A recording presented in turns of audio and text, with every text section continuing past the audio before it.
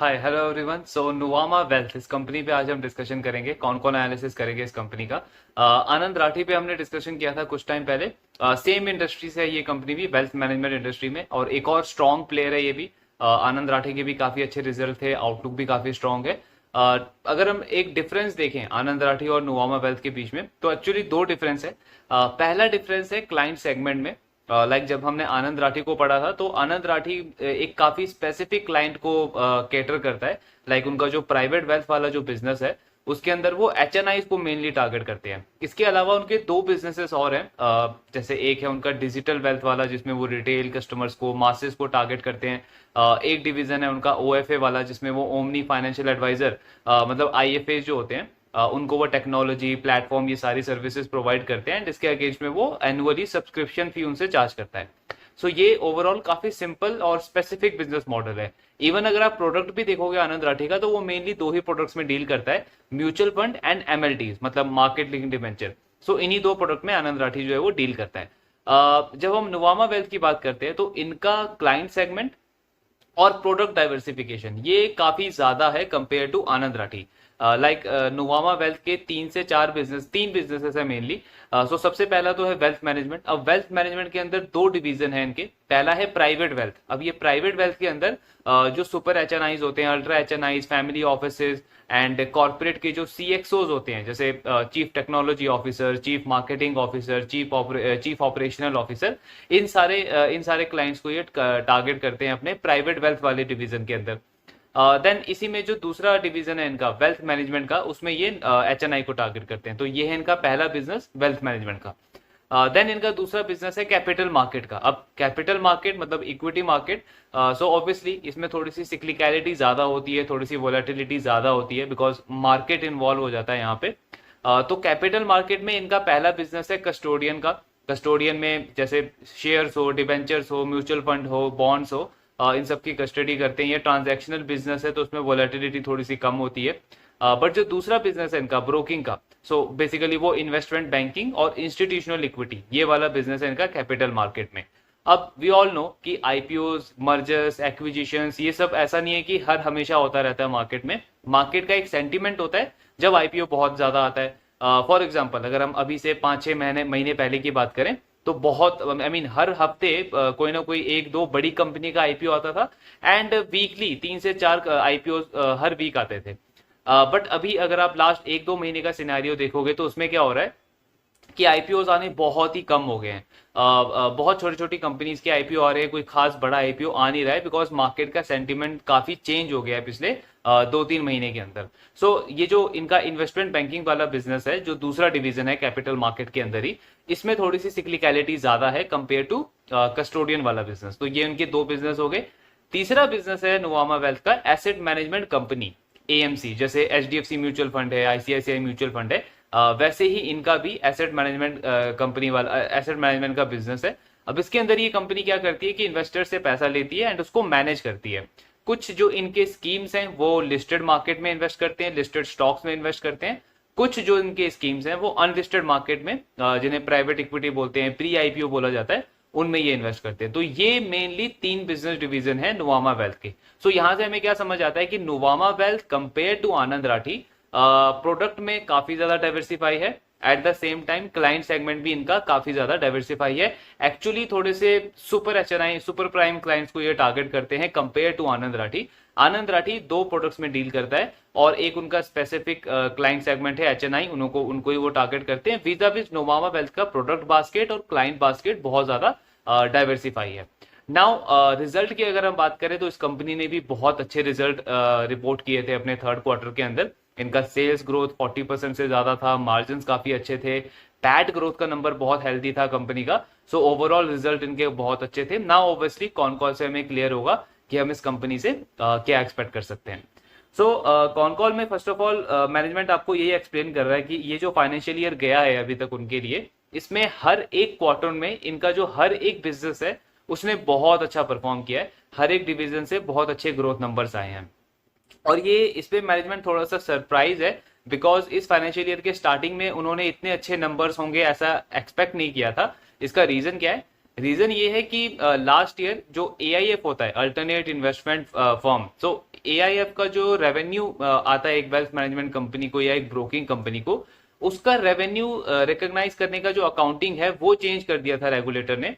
सो उसकी वजह से इस कंपनी को, मैनेजमेंट को ये एक्सपेक्टेड था कि इस साल थोड़े रेवेन्यू के नंबर्स थोड़े से वीक रह सकते हैं, बट सरप्राइजिंगली मैनेजमेंट का कहना है कि हमारे एम्प्लॉयज ने बहुत अच्छा एफर्ट डाला एंड ऑन ग्राउंड डिमांड भी बहुत ज्यादा अच्छी थी, सो उसने भी सपोर्ट किया, जिसकी वजह से हमने हर एक क्वार्टर में काफी हेल्दी नंबर्स रिपोर्ट किए हैं। देन इन्होंने एक्सपेंशन काफी किया है इस क्वार्टर के अंदर।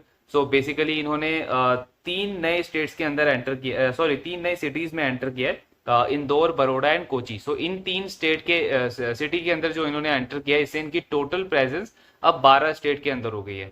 इसी के साथ हायरिंग भी की है इन्होंने। सो 100 फ्रेश RM इन्होंने ऐड किया है। तो इससे आपको क्या समझ आता है कि एक्सपेंशन पे नुवामा वेल्थ काफी ज्यादा फोकस कर रहा है। देन सिर्फ डोमेस्टिकली नहीं, बल्कि ऑफशोर मार्केट में भी एक्सपैंड किया है इन्होंने। दुबई एंड सिंगापुर में इन्होंने ऑफिसेस ओपन किए हैं, वहां पे लाइसेंस के लिए अप्लाई किया है, हायरिंग वहां पे स्टार्ट कर दी है। सो बेसिकली कंपनी का टारगेट क्या है कि सिर्फ इंडियन मार्केट को ही नहीं, डोमेस्टिक मार्केट को ही नहीं, ऑफशोर मार्केट को भी टारगेट किया जाए। एंड नुवामा वेल्थ 3-वे प्लेटफॉर्म डेवलप करने को भी प्लान कर रहा है। सो 3-वे प्लेटफॉर्म क्या होगा ये?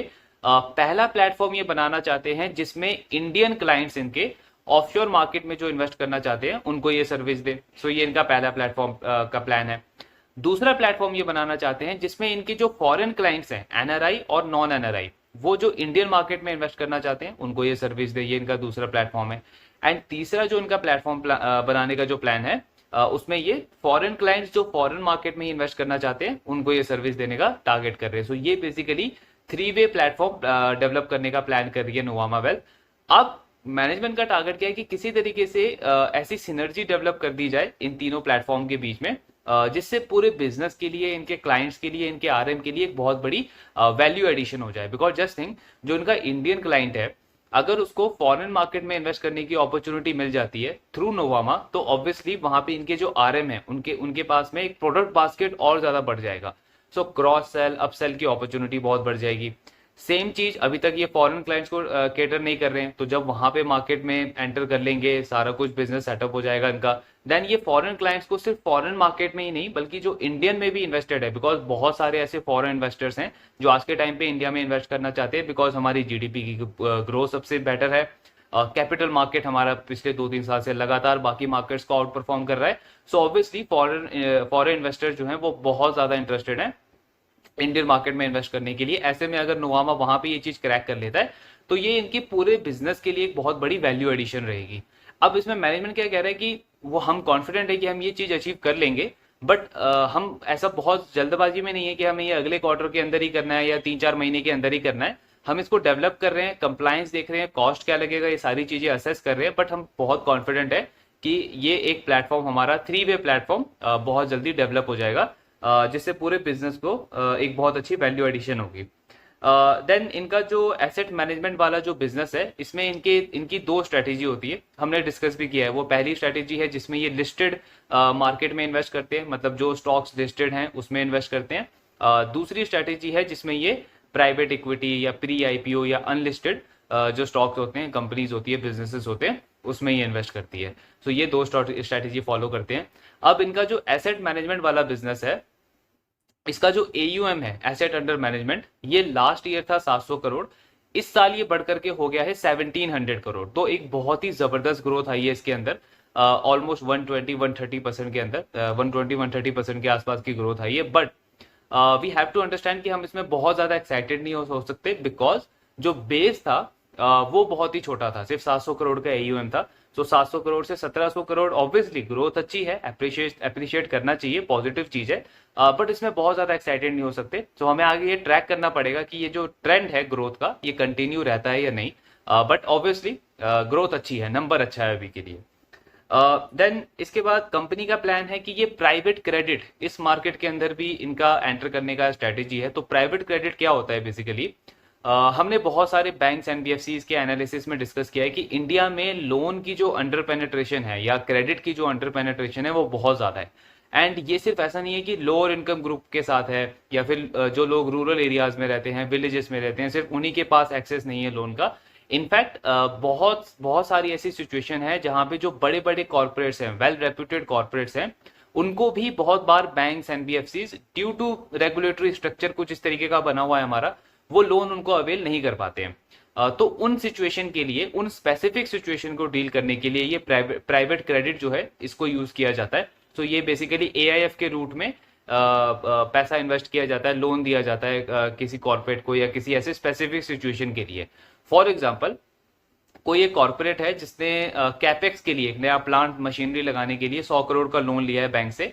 अब बेसिकली आरबीआई की तरफ से बैंक को भी एक ये रेगुलेशन होता है कि आप एक पर्टिकुलर कॉर्पोरेट को, एक पर्टिकुलर कंपनी को एक लिमिट तक ही लोन ऑफर कर सकते हो अपने पूरे ओवरऑल एलोकेशन का।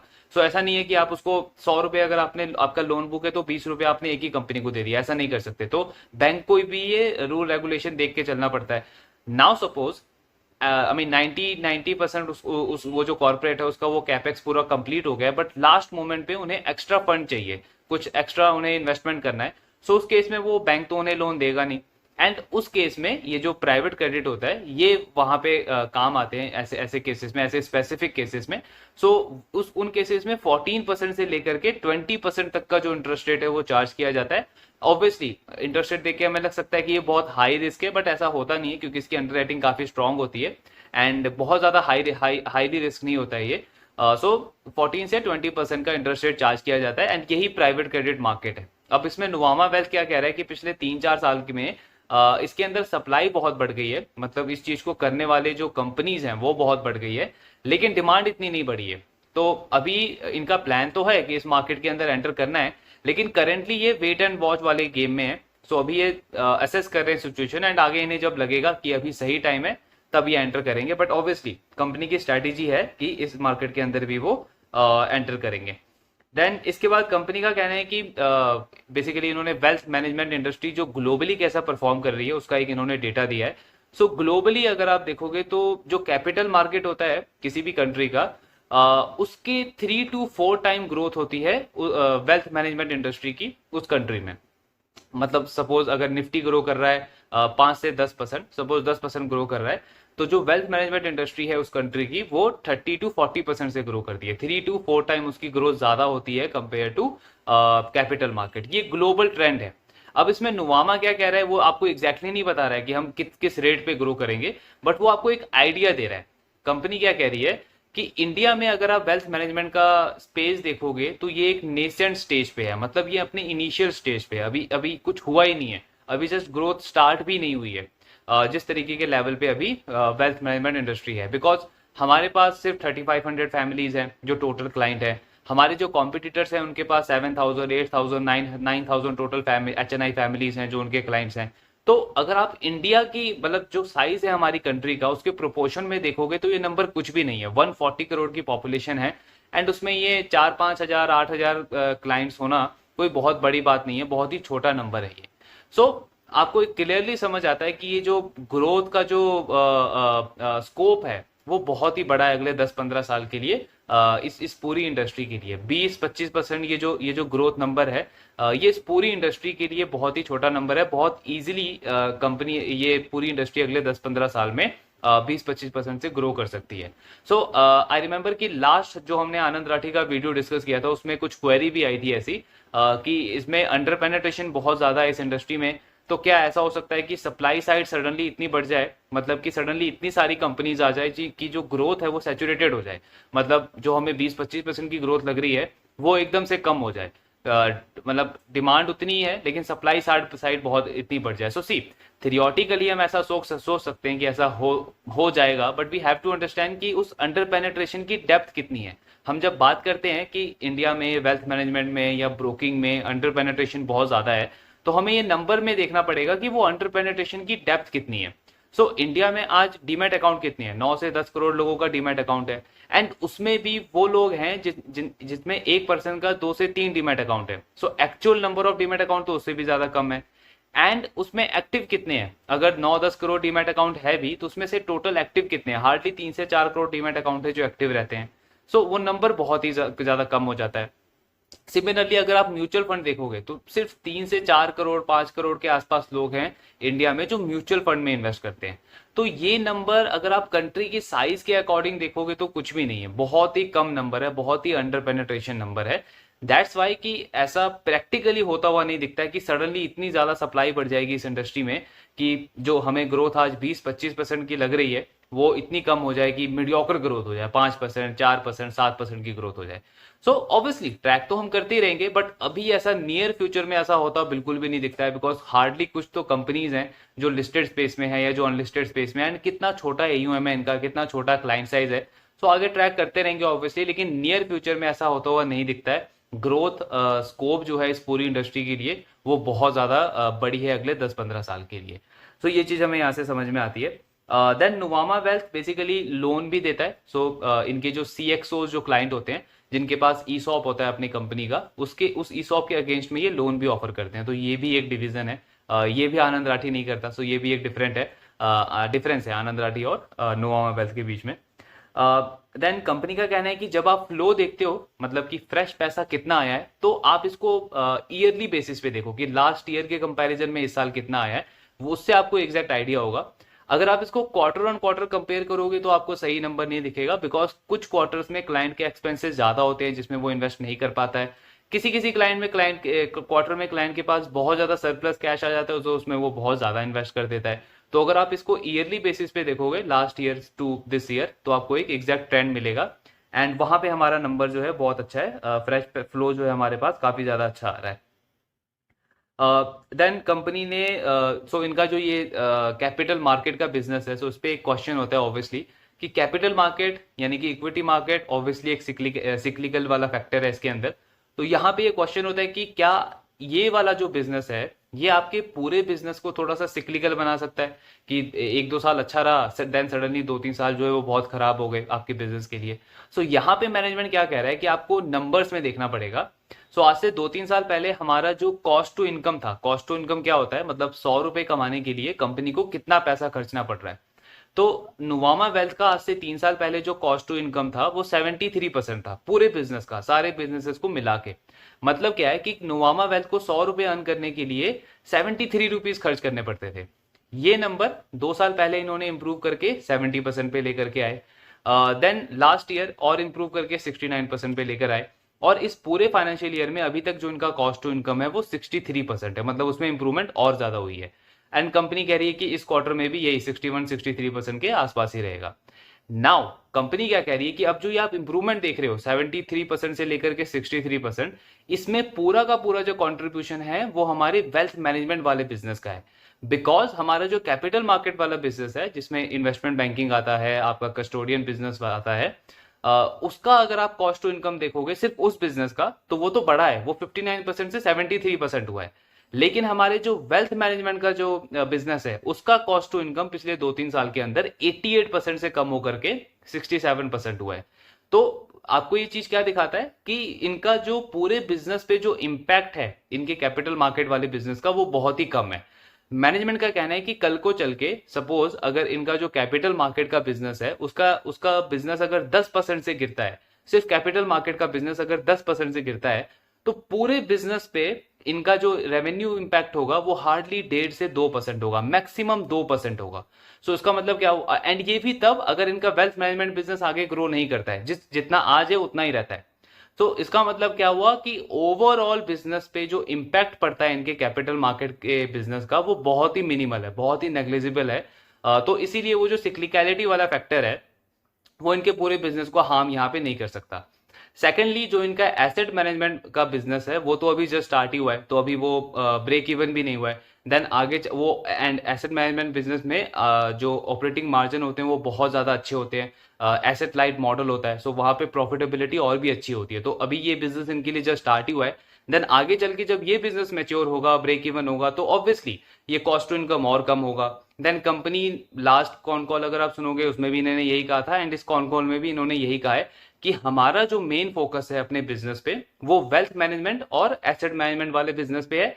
कैपिटल मार्केट का जो बिजनेस है वो अच्छा बिजनेस है बट वो मेच्योर्ड हो चुका है, वो एक काइंड ऑफ सिनर्जी प्रोवाइड करता है, एक सपोर्ट प्रोवाइड करता है हमारे ओवरऑल बिजनेस को, बट मेन फोकस जो है हमारा वो हमारे वेल्थ मैनेजमेंट और एसेट मैनेजमेंट वाले बिजनेस पे है। सो इससे हमें क्या समझ आता है एज ए इन्वेस्टर कि जो कैपिटल मार्केट का बिजनेस है उसकी सिक्लिकलिटी इनके पूरे बिजनेस को हार्डली 1-1.5% के आसपास इंपैक्ट पड़ती करेगी इन अ वर्स्ट केस। मतलब जब वो बिजनेस बहुत खराब कर रहा होगा तो भी सिर्फ 1 से 1.5% का उसका टोटल इंपैक्ट पड़ेगा। तो ये चीज काफी पॉजिटिव है एंड इसको इन्वेस्टर को समझना इंपॉर्टेंट है, बिकॉज हमें क्या होता है कि हम चीजों को जनरलाइज बहुत जल्दी करते हैं कि यार इसके इसके बिजनेस में तो कैपिटल मार्केट का बिजनेस भी है, सो कल को अगर कैपिटल इक्विटी मार्केट ने अच्छा नहीं किया तो हो सकता है नुवामा का बिजनेस खराब करेगा। बट नहीं, आपको वहां पे ये देखना पड़ेगा कि उस बिजनेस का पूरे बिजनेस पे कितना इंपैक्ट पड़ता है, तो वो बहुत ही नेग्लिजिबल है in the case of Nuvama Wealth. Then Nuvama Wealth जो है इनका कंपनी का कहना है कि ये जो अकाउंटिंग चेंज हुआ था एआईएफ की वजह से लास्ट ईयर, जो रेगुलेटर ने एआईएफ की अकाउंटिंग चेंज करी थी, सो उससे इनके रेवेन्यू को 7% का इफेक्ट पड़ा है इस फाइनेंशियल ईयर में अभी तक। मतलब अगर वो चीज नहीं होती तो इनका एक्चुअल रेवेन्यू ग्रोथ इस साल जो है वो ऑलमोस्ट 50% के आसपास होता एंड इनके प्रॉफिट को ऑलमोस्ट 20% का इफेक्ट पड़ा है। मतलब अगर 9 मंथ्स का अगर आप डेटा देखोगे नुवामा वेल्थ का तो इनका पैट ग्रोथ है 27%। अगर ये एआईएफ वाला फैक्टर नहीं होता जो अकाउंटिंग चेंज करी है रेगुलेटर ने लास्ट ईयर, तो इनका जो प्रॉफिट ग्रोथ है वो 47% होता। सो इससे क्या समझ आता है कि बिजनेस का जो फंडामेंटल है वो एक्चुअल में और भी ज्यादा स्ट्रांग है, और भी ज्यादा अच्छा है जो हमें अभी करंटली दिख रहा है। एंड आने वाले क्वार्टर में ये चीज नहीं रहेगी, मतलब ये अकाउंटिंग वाला फैक्टर हो गया, ये लास्ट ईयर ही हो गया। सो आने वाले क्वार्टर में इससे एक आपको पॉजिटिवनेस समझ आती है कि बिजनेस का जो पॉजिटिवनेस है वो और भी ज्यादा अच्छा है, फंडामेंटल और भी ज्यादा स्ट्रांग है इस कंपनी का। देन अगेन एक डेटा इन्होंने शेयर किया है कि फिर से वही चीज कि क्यों इस इंडस्ट्री की ग्रोथ जो है वो बहुत ज्यादा स्ट्रांग रहने वाली है अगले 10-15 साल के लिए। सो सी हम आप कितनी भी रिपोर्ट्स देख सकते हो, आईएमएफ का डेटा देख सकते हो, हर जगह एक्सपेक्टेड क्या है कि इंडिया की जो जीडीपी ग्रोथ है वो आने वाले टाइम में वर्ल्ड से ज्यादा रहेगी। 6 से 7% की जीडीपी ग्रोथ हमारी एक्सपेक्टेड है। अगर 6 से 7% की जीडीपी ग्रोथ है तो उसका मतलब हमारा नॉमिनल जीडीपी ग्रोथ कितना हुआ, 10 से 11%। एंड यूजुअली इक्विटी मार्केट का अगर आप ट्रेंड देखोगे निफ्टी या सेंसेक्स, तो ये नॉमिनल जीडीपी से 3 से 4% की ग्रोथ ज्यादा देते हैं, 3 से 4% ज्यादा रिटर्न देते हैं। मतलब नॉमिनल जीडीपी अगर 11% पे ग्रो कर रहा है तो आपका जो इक्विटी मार्केट है, जो निफ्टी है या जो सेंसेक्स है, वो 14 to 15% रिटर्न देगा। तो जस्ट थिंक, अगर इकोनॉमी अच्छी कर रही है, कैपिटल मार्केट अच्छा कर रहा है, रियल स्टेट अच्छा कर रहा है, अगर ये सारी चीजें अच्छी कर रही हैं तो इनके ऑनर्स कौन है, मतलब इन एसेट्स को होल्ड किसने किया है? ऑब्वियसली इन्वेस्टर्स ने, चाहे वो रिटेल इन्वेस्टर हो, चाहे वो एचएनआई इन्वेस्टर हो, चाहे वो अल्ट्रा एचएनआई इन्वेस्टर हो। तो अगर इंडिया की इकोनॉमी ग्रो करेगी, हमारा हमारा मार्केट ग्रो करेगा, कैपिटल मार्केट ग्रो करेगा, रियल स्टेट ग्रो करेगा, तो ऑब्वियसली लोगों की वेल्थ बढ़ेगी, लोगों के हाथ में जो पैसा है वो ग्रो करेगा। यहां से आती है पहली ग्रोथ। जितने भी वेल्थ मैनेजमेंट कंपनीज है उनकी पहली ग्रोथ यहां से आती है। इसको आप नेचुरल बोलो, इनऑर्गेनिक बोलो, जो भी वर्ड देना है दे दो, लेकिन पहली ग्रोथ यहां से आती है कि आपने जो पैसा मार्केट में डाला है वो ऑटोमेटिकली 14-15% से ग्रो होगा आने वाले सालों में। ये पहला ग्रोथ हो गया। देन सेकेंडली, अब इतने सालों में ऑब्वियसली जो इन्वेस्टर्स है उनका अपना अब जॉब है या बिजनेस है। अगर जॉब है तो सैलरी इनकम होगी, अगर बिजनेस है तो बिजनेस इनकम होगी। एंड वी ऑल नो कि सैलरी इनकम भी हर साल आपकी इंक्रीज होती है कुछ एक परसेंटेज से, एंड आपकी बिजनेस इनकम भी ग्रेजुअली इंक्रीज होती है। सो वो एडिशनल इनकम भी होगी। तो जो एडिशनल इनकम होगी वो भी ऑब्वियसली वो कहाँ इन्वेस्ट करेंगे? मार्केट में इन्वेस्ट करेंगे। किसके थ्रू इन्वेस्ट करेंगे? ऐसी वेल्थ मैनेजमेंट कंपनीज के थ्रू इन्वेस्ट करेंगे, ऐसे प्रोफेशनल्स के थ्रू इन्वेस्ट करेंगे। यहां से आती है आपकी दूसरी ग्रोथ। अब आती है तीसरी ग्रोथ, जिसके लिए इस कंपनी के एम्प्लॉयज काम आते हैं, जो इनके आरएम है, रिलेशनशिप मैनेजर है। सो उनका काम क्या है? उनका काम ये है कि वो इन्वेस्टर्स, वो क्लाइंट जो जिनको पता नहीं है कि वो अपने पैसे की वैल्यू कम कर रहे हैं बैंक में रख करके या एफडी में रख करके, सो उनको अवेयर करें, उनको एजुकेट करें, एंड उन क्लाइंट्स को, उन इन्वेस्टर्स को मार्केट में लेकर के आए, यानी कि न्यू क्लाइंट्स, फ्रेश क्लाइंट्स। सो उन आरएम का काम क्या है कि वो by the time fresh client को भी ऐड करते जाए सिस्टम में। तो यहां से आती है आपकी तीसरी ग्रोथ। तो वही कंपनी कह रही है कि ये तीनों चीजें इतनी सिंपल है समझने के लिए कि आपको बहुत क्लियरली समझ आता है कि इवन दो कुछ 2-3 साल अगर खराब भी रहते हैं इकोनॉमी के लिए, फिर भी आपको क्लियरली समझ आता है कि ये जो 20-25% की ग्रोथ है ये अगले 10-15 साल में बहुत इजीली पॉसिबल है। कुछ बहुत बड़ा रॉकेट साइंस इसमें करने की हमें जरूरत नहीं है एज अ बिजनेस, क्योंकि नीड है एंड सर्विस देने वाली कंपनीज बहुत कम अवेलेबल है मार्केट के अंदर। सो ऐसे में ऑब्वियसली जिनकी सर्विस अच्छी होगी, ट्रैक रिकॉर्ड अच्छा होगा, क्लाइंट उसके साथ अटैच रहेंगे, एंड वेल्थ तो हर किसी को क्रिएट करनी ही है। सो यहाँ से आपको इंडस्ट्री का स्कोप समझ में आता है। एंड कंपनी क्या कह रही है कि हमारा ये जो वेल्थ मैनेजमेंट का जो बिजनेस है ये ना तो बहुत ही ज्यादा सिक्लिकल है, जैसे कि मेटल कंपनीज होती है या स्टील कंपनीज होती है जो बहुत ज्यादा सिक्लिकल होती है, सो वैसा नहीं है। एंड ना ही ये बहुत ही ज्यादा सस्टेनेबल है जैसे कि एफएमसीजी कंपनीज होती है। सो ना तो ये सिक्लिकल है, ना ही ये बहुत ही ज्यादा स्टेबल है। ये in between kind of model है। क्यों? थोड़ी बहुत सिक्लिकल है बिकॉज मार्केट का फैक्टर आ जाता है बीच में, बट स्टेबल भी है। स्टेबल क्यों है? क्योंकि क्लाइंट का जो नेचुरल एयूएम ग्रोथ होगा अगले 4 साल में, 5 साल में, 10 साल में, धीरे धीरे वो नेचुरल ग्रोथ है। देन जो फ्रेश क्लाइंट आएंगे, क्योंकि अंडर पेनेट्रेशन बहुत ज्यादा है, तो वहां से भी स्टेबिलिटी मिलती है। सो ना तो बहुत ज्यादा सिक्लिकल है, ना बहुत ज्यादा सस्टेनेबल है जैसे एफएमसीजी का बिजनेस होता है, थोड़ा सा in between kind of model है। इसके बाद कंपनी का फोकस एनआरआई क्लाइंट के ऊपर भी बहुत ज्यादा है, बिकॉज अभी आप एनआरआईज को देखोगे इंडिया में तो वो उनका इंटरेस्ट तो बहुत ज्यादा है इंडिया में इन्वेस्ट करने का, लेकिन कंप्लायंस इतनी ज्यादा कॉम्प्लेक्स है कि उनके लिए जो प्रोसेस होता है इन्वेस्ट करने का वो बहुत ज्यादा कॉम्प्लेक्स हो जाता है, मतलब वो स्मूथ नहीं है। दैट इज द रीजन कि इंडिया की जो टोटल डिपॉजिट है उसमें एनआरआई का एलोकेशन बहुत कम है, या म्यूचुअल फंड में उनका एलोकेशन 10% से भी कम है। तो नुवामा उसी उसी पार्ट को टारगेट करना चाह रहा है। इसके लिए इन्होंने एक डेडिकेटेड आरएम टीम बनाई है जो कि इनके एनआरआई क्लाइंट को के लिए ही सिर्फ काम करेंगे, उनको ही कैटर करेंगे। सो वहां पे इनका काम ओवरऑल चल रहा है। देन इनका टारगेट है कि एनआरआई क्लाइंट को भी ऐड किया जाए। लास्टली अगर आप देखोगे तो कंपनी का कहना है कि इंडस्ट्री के लिए जो जो इतनी अच्छी ग्रोथ रनवे है उसको मतलब एक ही चीज जो है वो सबसे बड़ा रिस्क है, वो है क्लाइंट का ट्रस्ट ब्रीच करना। मतलब ऐसा नहीं है कि रेगुलेटरी रिस्क इस इंडस्ट्री के लिए बहुत ज्यादा है या फिर टेक्नोलॉजी रिस्क इस इंडस्ट्री के लिए बहुत ज्यादा है।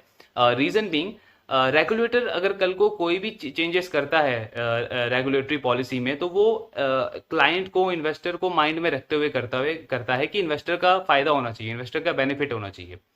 फॉर एग्जाम्पल, जैसे सेबी ने पिछले कई टाइम में जो म्यूचुअल फंड डिस्ट्रीब्यूटर्स का जो कमीशन है उसको काफी कम किया है। तो वो क्यों किया है? बिकॉज सेबी को पता है कि म्यूचुअल फंड अगर इन्वेस्टर जो है अगर वो 100 रुपए कमा रहा है तो वो 2 रुपए तो कमीशन में दे रहा है। तो अगर उस कमीशन को थोड़ा कम कर दिया जाए तो इन्वेस्टर के हाथ में पैसा ज्यादा आएगा, इन्वेस्टर का वेल्थ क्रिएट होगा। इन्वेस्टर का वेल्थ क्रिएट होगा तो उसके साथ के जो बाकी इन्वेस्टर्स हैं वो भी मार्केट के अंदर आएंगे। मतलब क्या? मतलब कि ज्यादा से ज्यादा इन्वेस्टर्स आएंगे, वॉल्यूम बढ़ जाएगा। तो एट दी एंड अगर आप देखोगे तो उसका पॉजिटिव इंपैक्ट होता है उस रेगुलेटरी चेंज का पूरी इंडस्ट्री के ऊपर, बिकॉज नंबर ऑफ क्लाइंट बढ़ जाते हैं। तो ये एक पॉजिटिव चीज है। देन दूसरे एंगल से टेक्नोलॉजी भी इस इंडस्ट्री को डिसरप्ट नहीं कर सकती। क्यों नहीं कर सकती? बिकॉज कोई भी आप टेक्नोलॉजी ले आओ, कोई भी आप ऐप ले आओ, लेकिन इंडिया में जो इन्वेस्टमेंट है, जो फाइनेंशियल चीज है, उसके लिए आज भी हमें कोई ह्यूमन टच चाहिए, हमें कोई प्रोफेशनल एडवाइस चाहिए। सिर्फ टेक्नोलॉजी के बेसिस पे आप 5,000 10,000 की एसआईपी तो कर सकते हो, लेकिन जब बात आती है 2 करोड़, 5 करोड़, 10 करोड़ रुपए इन्वेस्ट करने की, मैनेज करने की, तो वहां पे आप किसी ऐप के ऊपर बैठ करके 5 करोड़ इन्वेस्ट नहीं करोगे ऑब्वियसली। वहां पे आप क्रॉस चेक करोगे, किसी प्रोफेशनल की हेल्प लोगे, किसी एडवाइजर से बात करोगे, बिकॉज एंड उसके लिए आप फी पे करने के लिए भी रेडी हो, बिकॉज आपको पता है वो अमाउंट बहुत बड़ी है। सो वही कंपनी कह रही है कि टेक्नोलॉजी भी इस पूरी इंडस्ट्री को डिसरप्ट नहीं कर सकती, ना ही कोई रेगुलेटरी चीज डिसरप्ट कर सकती है। सिर्फ एक ही चीज डिसरप्ट कर सकती है कंपनीज की ग्रोथ को, कंपनीज की बिजनेस को, एंड वो है उनका क्लाइंट के ट्रस्ट को ब्रीच करना। बिकॉज इंडस्ट्री में आज भी ये चीजें होती है, 99% कंपनीज ऐसा ही करती है कि एक क्लाइंट से आज कमीशन लेने के लिए वो उनको गलत प्रोडक्ट में सेल कर देती है। जैसे हम बहुत बार सुनते हैं कि 70 ईयर्स के पर्सन को किसी ने यूलिप प्रोडक्ट बेच दिया, किसी ने लाइफ इंश्योरेंस प्रोडक्ट बेच दिया। सो ऑब्वियसली वो मिस सेलिंग है। मिस सेलिंग है क्योंकि उस पर्सन का या उस कंपनी का आज उन्हें कमीशन लेना है, इस पे फोकस है। इस पे फोकस नहीं है कि अगर आपने उस क्लाइंट को अच्छा प्रोडक्ट दिया, अच्छी सर्विस दी, एंड उसका रिटर्न अच्छा बना कल को चल के, या उसका वेल्थ अच्छे से मैनेज हुई, सो वो क्लाइंट आपके पास 10 और नए क्लाइंट ला सकता है। तो आपने सिर्फ एक क्लाइंट लूज नहीं किया, आपने 10 पोटेंशियल क्लाइंट्स लूज कर दिया, आपने बहुत बड़ा बिजनेस जो है वो लूज कर दिया। बिकॉज ऑब्वियसली कल को चल के जब क्लाइंट को इस चीज का आइडिया होगा कि आपने उसको एक मिस सेलिंग करी है उसके साथ में, सो वो आपके साथ आगे बिजनेस कंटिन्यू नहीं करेगा। तो यही सबसे बड़ा रिस्क है कि आप क्लाइंट के ट्रस्ट को ब्रीच ना करें। अदरवाइज रेगुलेटरी वाइज या फिर टेक्नोलॉजी वाइज कोई भी चीज इस इंडस्ट्री को डिसरप्ट नहीं कर सकती। सो यही चीज कहना है नुवामा के मैनेजमेंट का। देन इसके अलावा इनका जो एक मॉडल है, एक्सटर्नल वेल्थ मैनेजर वाला जो मॉडल है, तो बेसिकली क्या है कि इनका आरएम तो है ही, मतलब खुद के एम्प्लॉयज तो हैं ही जिनको ये सैलरी देते हैं। इसके अलावा एक इनका EWM मॉडल है, एक्सटर्नल वेल्थ मैनेजर। अब ये जो एक्सटर्नल वेल्थ मैनेजर होते हैं ये काइंड ऑफ IFA होते हैं, मतलब इनके खुद के क्लाइंट है, खुद के ऑफिस हैं, सारी चीजें ये खुद मैनेज करते हैं। इन रिटर्न ये नुवामा के जितने भी प्रोडक्ट्स हैं उनका इनके पास एक्सेस होता है और ये अपने क्लाइंट्स को वो सारे प्रोडक्ट क्रॉस सेल अपसेल कर सकते हैं एंड इनका रेवेन्यू शेयरिंग होता है नुवामा के साथ में। अब इससे क्या होता है, बिकॉज बिजनेस से ऑब्वियसली कई बार जो आपका आपका जो बुरा फेस होता है, जैसे कोविड जैसा कोई साल आ गया जिसमें आपके बिजनेस का रेवेन्यू ही ग्रो नहीं हो रहा है, तो उस केस में क्या होगा कि आपको अपने RM को तो पैसा देना ही है, अपने एम्प्लॉय को तो पैसा देना ही है। मतलब क्या हुआ कि बिजनेस का रेवेन्यू ग्रो नहीं हुआ लेकिन एक्सपेंसेस तो उतने ही है, तो आपकी प्रॉफिटेबिलिटी और कम हो जाएगी। लेकिन क्योंकि इनका जो ये EWM वाला मॉडल है, एक्सटर्नल वेल्थ मैनेजर वाला जो मॉडल है, इसमें ऑब्वियसली अगर आपका रेवेन्यू ग्रो नहीं हो रहा तो आपको उनको भी कोई सैलरी देने की जरूरत है नहीं, बिकॉज वो तो आपके काइंड ऑफ बिजनेस पार्टनर है। अगर वो फ्रेश बिजनेस लाते हैं तभी उनको कमीशन मिलेगा। तो ये जो मॉडल है ये इनके ओवरऑल बिजनेस मॉडल को थोड़ा सा एसेट लाइट बना देती है। जो कॉस्ट है इनकी वो फिक्स कॉस्ट नहीं रहती है, वेरिएबल कॉस्ट हो जाती है। बिकॉज जब भी बिजनेस में आप देखोगे कि फिक्स कॉस्ट ज्यादा होती है, वैसे बिजनेसेस में जब बुरा फेस आता है तो उनके PNL को, उनके प्रॉफिटेबिलिटी को बहुत बुरा इंपैक्ट पड़ता है। फॉर एग्जाम्पल आप हॉस्पिटैलिटी सेक्टर ले लो या एयरलाइन सेक्टर ले लो। एयरलाइन सेक्टर में क्या होता है कि फिक्स कॉस्ट बहुत ज्यादा है, चाहे आपके पैसेंजर आ रहे हैं या नहीं आ रहे हैं, पैसेंजर कम हो रहे हैं ज्यादा हो रहे हैं, ये मैटर नहीं करता है, लेकिन उस एयरक्राफ्ट को मेंटेन करने के लिए बहुत हैवी कॉस्ट लगती है। उनकी जो एम्प्लॉयज होते हैं वो काफी टेक्निकली साउंड होते हैं, उनकी सैलरी बहुत ज्यादा होती है। वो जो एयरक्राफ्ट होता है, जो जो आप लैंड यूज करते हो, उसको उसके लिए बहुत हैवी रेंट पे करना पड़ता है। सो आई मीन सपोज जैसे कोविड जैसा सिनारियो हो गया, तो उसमें तो आपके एम्प्लॉयज तो आ ही नहीं रहे हैं, सॉरी पैसेंजर तो आ ही नहीं रहे हैं, ना ही आपकी फ्लाइट चल रही है, लेकिन फिर भी आपको वो कॉस्ट बियर करनी है। सो ये बहुत ही नेगेटिव इंपैक्ट होता है अगर आपका फिक्स कॉस्ट आपके बिजनेस में बहुत ज्यादा हो। ये चीज एडवांटेज करती है नुवामा को, बिकॉज इनका वेरिएबल कॉस्ट है। सो वही कंपनी का कहना है कि ये जो एक्सटर्नल वेल्थ मैनेजर वाला जो डिवीजन है, ये हमें हमारे PNL को थोड़ा सा फ्लेक्सिबल रखता है एंड हमें एक काइंड ऑफ सेफ्टी, थोड़ा सा फ्लेक्सिबिलिटी प्रोवाइड करता है। तो ये ओवरऑल कॉन कॉल एनालिसिस था नुवामा वेल्थ का। रिजल्ट बहुत अच्छे हैं। कॉन कॉल भी से हमें समझ आता है कि कंपनी आगे फर्दर एक्सपैंड करने को प्लान कर रही है, सिर्फ डोमेस्टिकली नहीं, इंटरनेशनल मार्केट में इनका टारगेट है। प्रोडक्ट डाइवर्सिफिकेशन बहुत ज्यादा है इनका। सो कल को कोई एक क्लाइंट आता है इनके पास तो बहुत ज्यादा चांसेस है कि वो क्लाइंट इनके पास रिटेन रहेगा, बिकॉज सर्विसेज बहुत ज्यादा है। ऐसा नहीं है कि किसी एक सर्विस के लिए उन्हें किसी दूसरे ब्रोकर के पास जाना पड़ेगा। लैंडिंग अगर उन्हें लोन चाहिए शॉर्ट टर्म में तो वो भी नुवामा वेल्थ प्रोवाइड करता है। तो प्रोडक्ट बास्केट बहुत बड़ा है। ये एक काइंड ऑफ कॉम्पिटिटिव एडवांटेज भी है इस कंपनी का।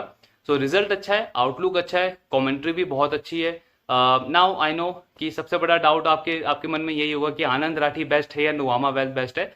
सो सी, दोनों का मॉडल अलग है, वो थोड़ा सा सिंप्लीफाइड है, स्पेसिफिक क्लाइंट सेगमेंट है, दो ही प्रोडक्ट में वो डील करते हैं। नुवामा वेल्थ थोड़ा सा डाइवर्सिफाइड है, परफॉर्मेंस दोनों की अच्छी है, ग्रोथ दोनों की अच्छी है।